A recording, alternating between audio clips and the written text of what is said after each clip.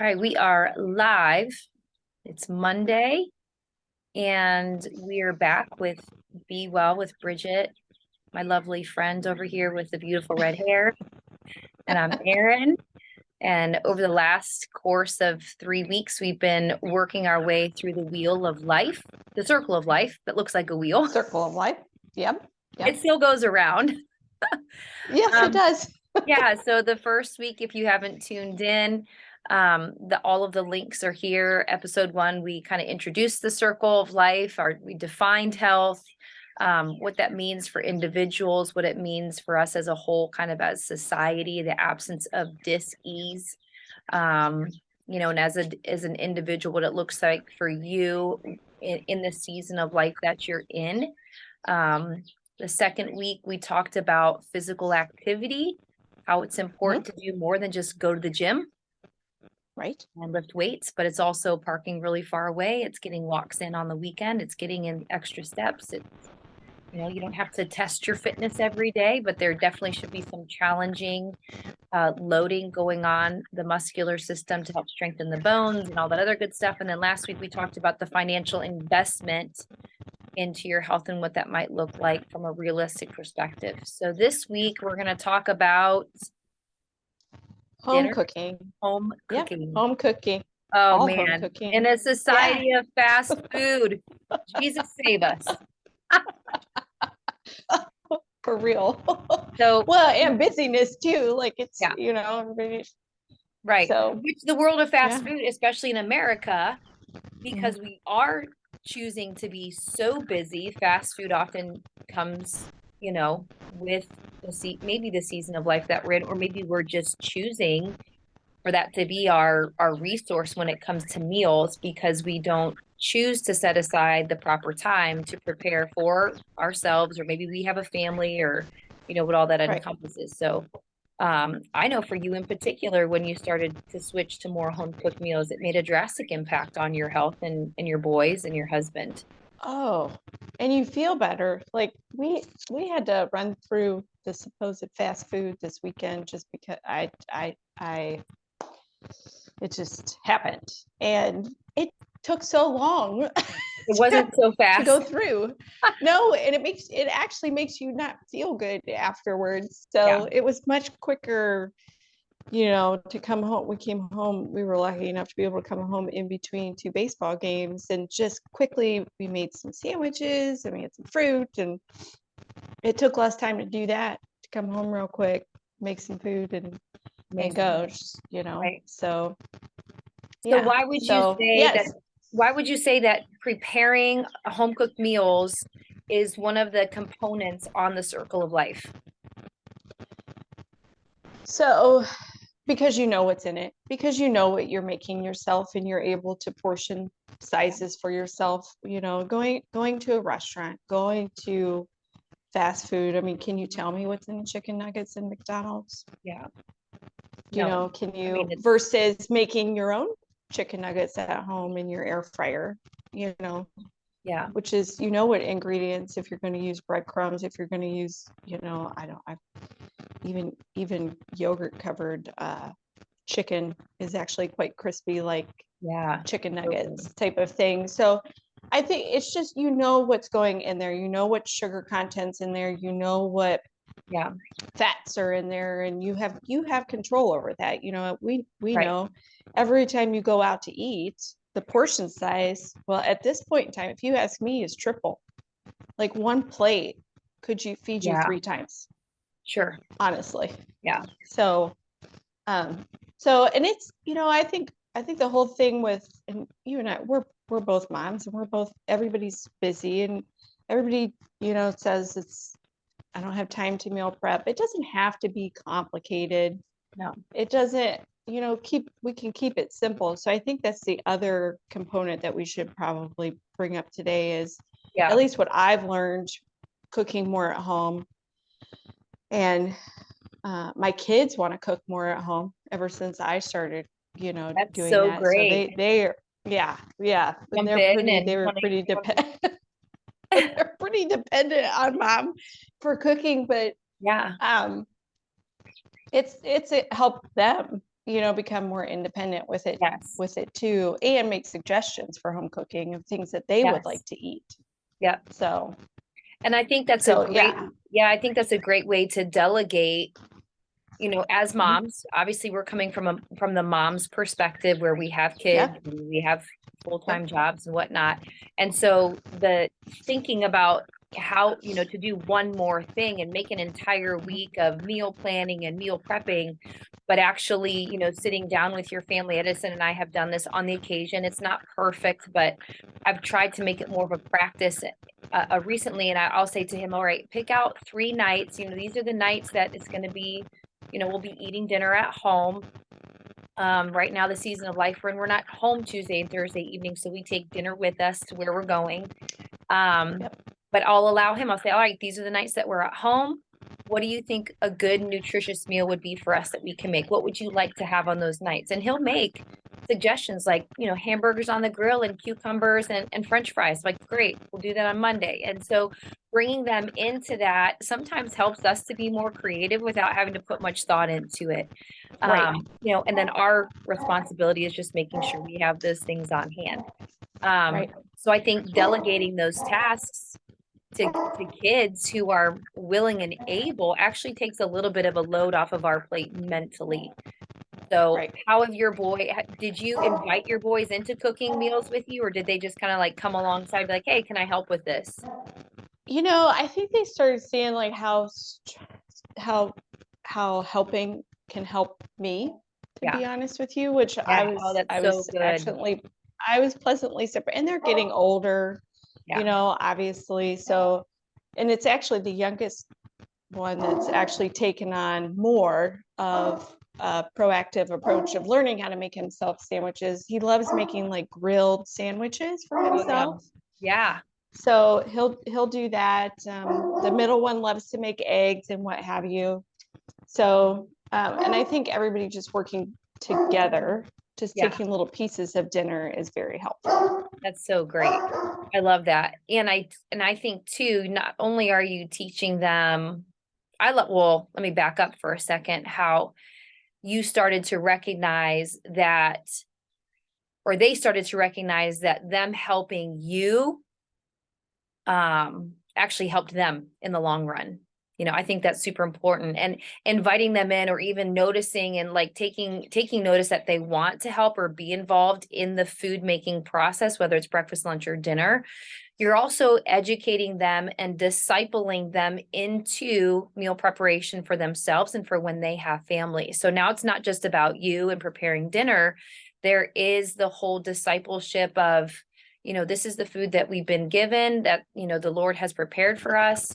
It's our job to steward it well and to provide our family, but then, we're setting up generational habits through preparing home meals. And I think that, there is a day and age where we'll get back to that more so than just grabbing things on the run, because of inflation.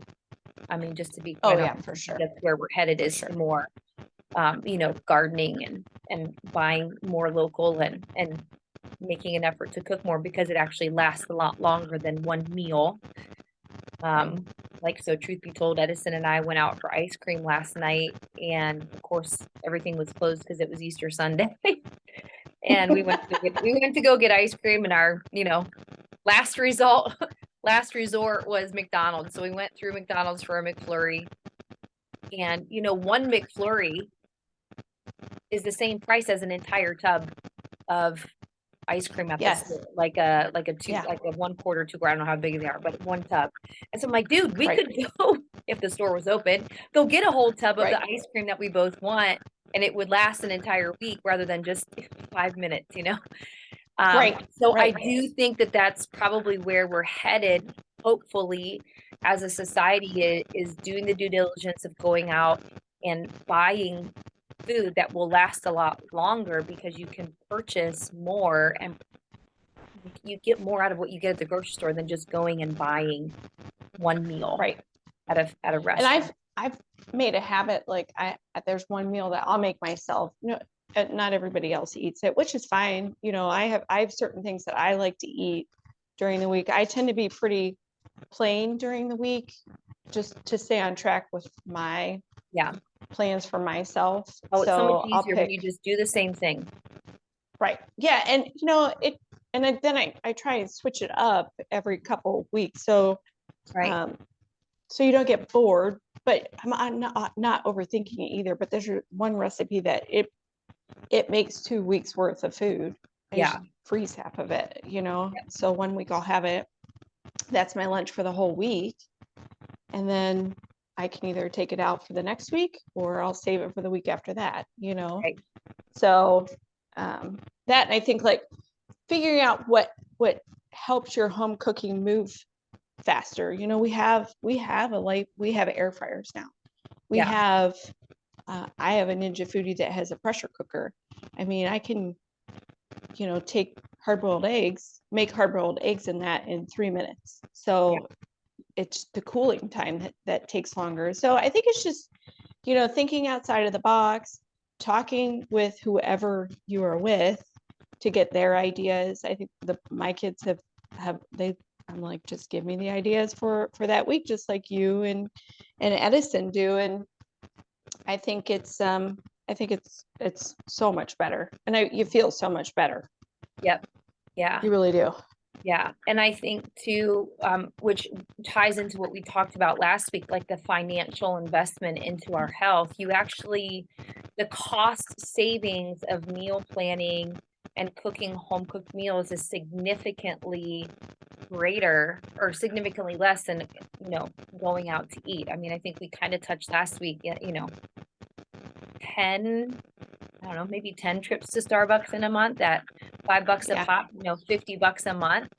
I mean, that's half your gym membership or a whole gym membership in some people's cases. Or if you go to Planet Fitness, that's 5 months worth of your gym membership if you're paying $10 a month.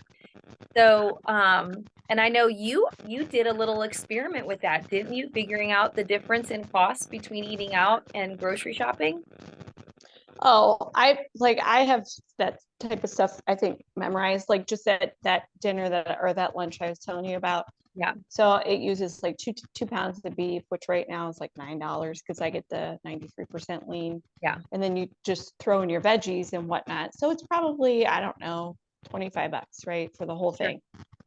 Yeah, I think that's even like a generous amount. Right. And that's lasting 2 weeks worth of lunches versus you can one dinner at our local restaurant up there, it's for one roast beef dinner is $18.99.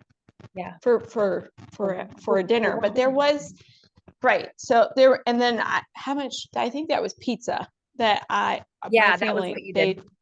My family has a tendency, if I don't cook something, my husband will order pizza. It's just, it happens. And it's okay that it happens, but I added it up.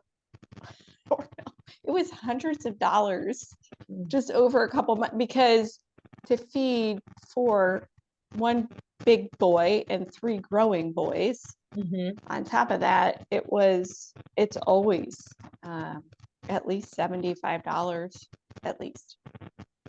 Wow. And it will maybe give them something the day after, but again, it's ridiculous the amount that one can spend. And after you really take a deep dive into it, it goes right along with finances. You could easily just save so much money cooking from home. So yeah.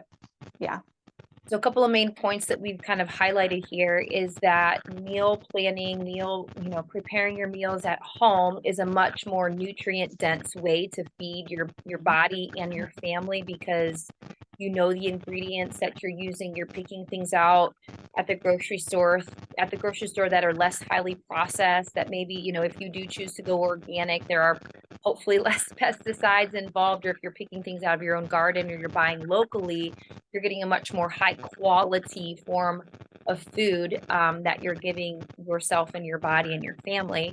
And the second point is the cost savings compared to dining out. And we dine out. We're not saying like don't ever dine out, but just the overall benefits of the cost savings, the financial piece. One thing, so I'd like to add a third point is that when you meal plan and prep at home, if weight loss is one of your goals, you're more likely to see weight loss results if you choose to pack and prep your meals more so than go out to eat all the time. You have less, when we go out to eat, like you had said earlier, like portion sizes are just like through the roof in most cases. Oh, yeah. We're less likely to have that self-control of not finishing the meal sometimes. I know I had Chipotle last week and, had this huge bowl and I was so hungry. I probably ate 3/4 of it, but like you said, it probably could have been 3 meals in one meal. So we're less likely to have that self-control, which then if we have health and fitness goals, that the ultimate goal of those health and fitness habits results in weight loss, cooking and meal planning will get there a lot faster than if we are not meal planning, not cooking at home, and choosing out to eat more than eating at home. Right.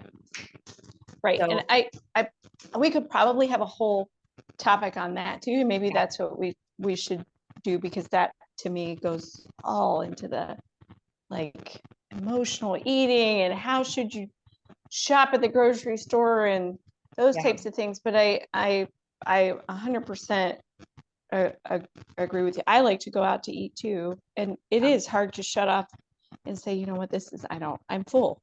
Like you should eat till you're satisfied, right? Right. We always talk about that instead of eating until you're full. Yeah. And you can always have it later. It's okay. Right. It's truly okay to save it, and then you have yourself another meal, so you get to enjoy it twice. Yes, absolutely. Did you ever run into the people like, I don't like leftovers? I usually didn't either, but I figured out how to reheat the leftovers so they taste good. Like there's different ways to, your air fryer is one of them. The oven is another, or your skillet, to be honest with you. A microwave is not the way to go, if you ask me. It's really not. But makes everything so soggy. Right. And to your meal prepping point, it doesn't have to be difficult. No, it doesn't. Like if you, since you were talking about, like if you're having your, your weight loss goals, and you don't, first of all, you should enjoy what you eat. Don't hate what you're eating, because it's not going to work. It's not going to last. Enjoy what you're eating. Healthy food can be tasty too. That's one thing that I have found out with home cooking. It can be tasty. Absolutely. And there's certain ways that I like broccoli. I don't like raw broccoli too much, but I do like it roasted,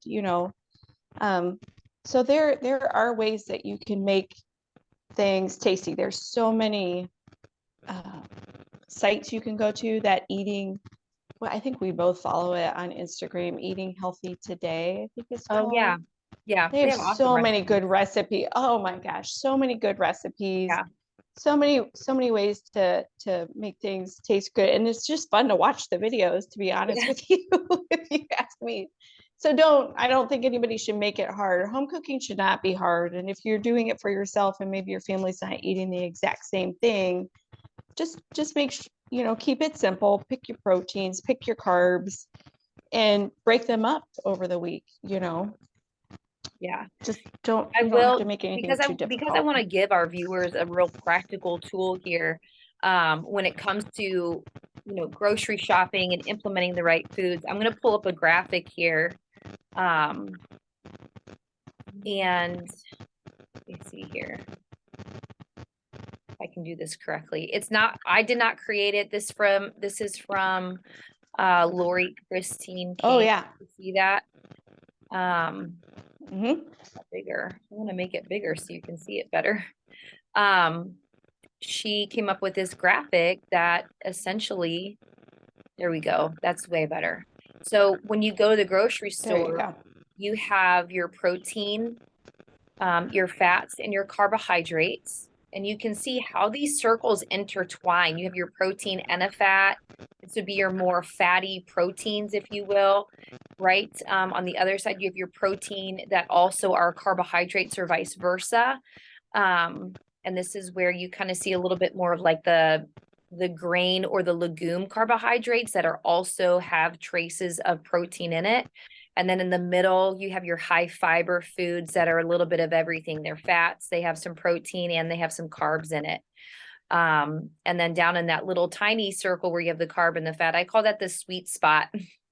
You probably don't want to, when you're picking out your foods, if you're noticing your grocery cart has a lot of that sweet spot in it, you might need to reevaluate your choices. So just like at the grocery store, we want to shop on the outskirts, not necessarily down the middle. The same rule applies here. We kind of want to choose things from the outside and then sprinkle in the middle. And so if you're meal planning for the week, 3 to 4 meals, well, then you just pick 3 to 4 proteins, 3 to 4 carbohydrates, 3 to 4 fats, and then you can mix and match throughout the meal. You end up having like 9 to 12 different meals to pick and choose from. And so I'll place this in the comments. Again, it's not mine. It's beautiful. I want to give credit where credit's due. It's the most thorough, but easily understandable way to see macronutrients, what they are and what categories they fall into than I've ever seen. Forget the food triangle. Like that's a hot mess. Don't even go to the pyramid anymore.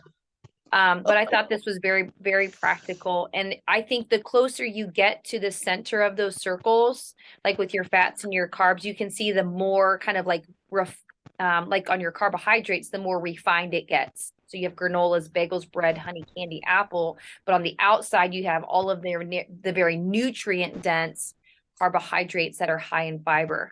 And so likewise on the fats, on the outside you have very full fat foods, and then as you work your way in, you have some that might not be, that are more like heavy cream, dairy based, things like that, which are not bad. It's just probably those ones you would want to limit more than the ones on the outside, if that makes sense. So I'll post this again in the comments for people to kind of look at. Lori Christine King is one of the best, probably nutritional gurus out there that I know, especially for females who deal with various sorts of health issues. So I thought I wanted to share that because I thought that would be very practical when it comes to meal planning. Because some people are like, I don't even know what to get at the grocery store. Well, right. That might help you with picking your groceries. And then lastly, in terms of like you keep saying like the simplistic things, I personally, if the recipe has more than 5 to 7 ingredients, I'm out. Peace out. I don't have time for all that. Yep. I just don't. That's why when Edison's like, Mom, can we have sweet potatoes, cheeseburgers, and cucumbers? I'm like, perfect. That's super easy. By the time I get the grill going and the sweet potatoes, the sweet potatoes are done, like that's super easy. One night we'll do tacos, and so I'll saute up some vegetables. Yep. Same thing, meat in the pan or chicken, or maybe early in the day if we do chicken tacos, I'll just throw it in the crock pot with some salsa on top and let it cook until it's done. Shred it, boom, you're good. And then we usually do pasta like once a week, and so we'll put some chicken nuggets on the side or something like that. But what we're looking to do is just give our body nourishing foods. It doesn't have to be fancy. It doesn't have to come with some balsamic glaze drizzle around the plate with 19 different ingredients. Yeah. Right. We want to kiss it. Keep it simple, stupid. Yeah. I like that. I've never heard that before. I like that. Actually, I'd like to say, I'd like to reverse the 2 S's. Keep it stupid simple. There you go. I don't like to call people stupid, but if we keep it stupid simple, then we're hitting the mark. I never knew I liked home cooking so much, to be honest with you. Oh, that's so great. Like I really enjoy when I want to make, a good meal, which, typically out of our busy season, when I want to sit and just kind of take the time, it's actually to me kind of relaxing, put some music on and make your dinner and what have you. So I never knew I liked to cook so much, and I really do like to experiment, but I'm with you. If you've got to like do something crazy to the meat for hours or something like that. That's just not my wheelhouse at this moment.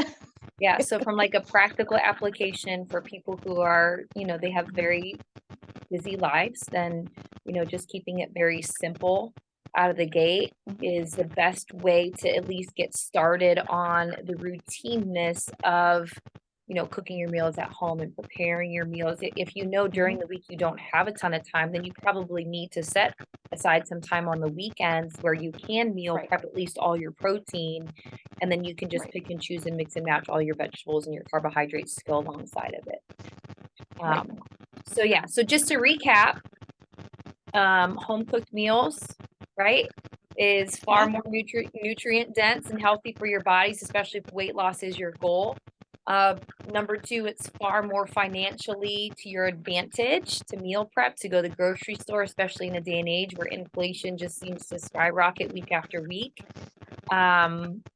It does not have to be simple. We want to keep it stupid simple, especially for those of us who are on the go quite a bit. And I forget the fourth one. It was before the third one. Can't remember, but man, what was it? Like in between the financial and the keeping it easy. That's funny. Well, you went over the macros and you went over the grid or the diagram, which is really, I like that one the best that I've seen that you've presented. And using tools to help you get where you need to be, and drawing your family into it, so that it's less of a load for you, and then you're setting up generational habits for your kids to pass on to their kids. And it's just more practical way to help everybody get good food into their body without being too stressed about it. So anything else you want to add? And you feel better. Yeah, you feel better. 100%. Yeah. Oh man, yeah, for 100%. Sure.